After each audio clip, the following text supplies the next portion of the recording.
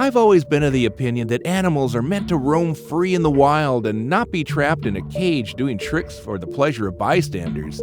And yes, that includes the animals at SeaWorld. Lots of information about all the horrible things that happen to animals at SeaWorld keep floating around on the internet, but the place always seems to be packed with visitors. Well, regardless, here are 5 things SeaWorld doesn't want you to know.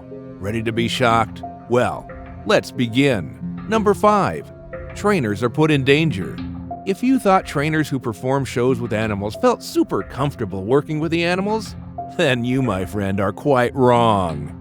Yes, they are highly educated and prepared for such dangerous roles, but not when an animal feels trapped and unhappy because they're all cooped up.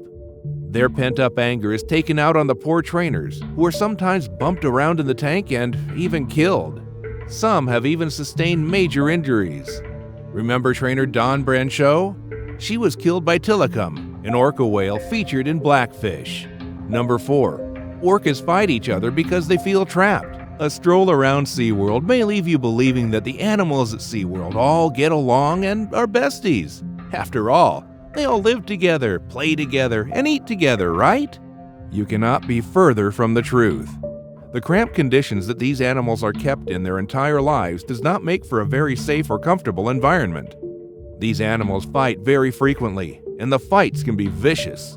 Many trainers notice injuries on them that they can do nothing about.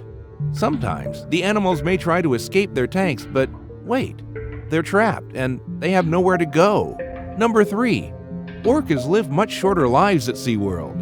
There is so much at stake when an animal's habitat is changed, and that includes their life expectancy. Orcas have a much longer lifespan than the 30 to 50 years we are often meant to think. Their maximum lifespan can even outlive humans, with the males living anywhere between 60 to 70 years, and the females 80 to 100 years. But not the ones at SeaWorld. These live until a mere 30 years, if they even make it to their 20th birthdays. Number 2.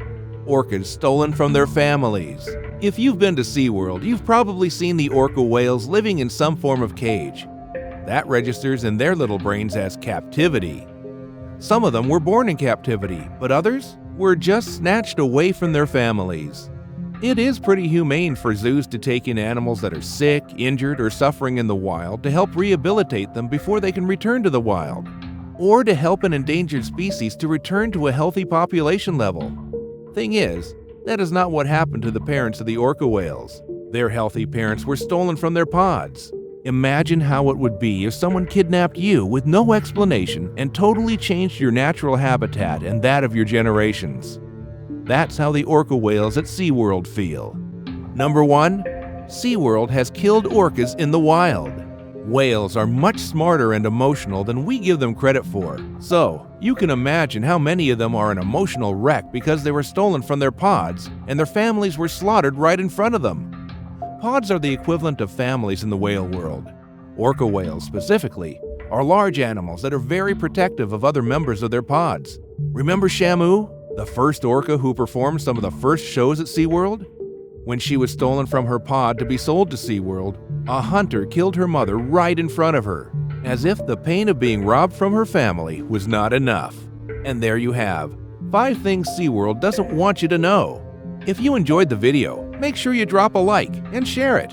And if you haven't already, subscribe down below to get notified almost every single day with newer videos from Top 5's finest.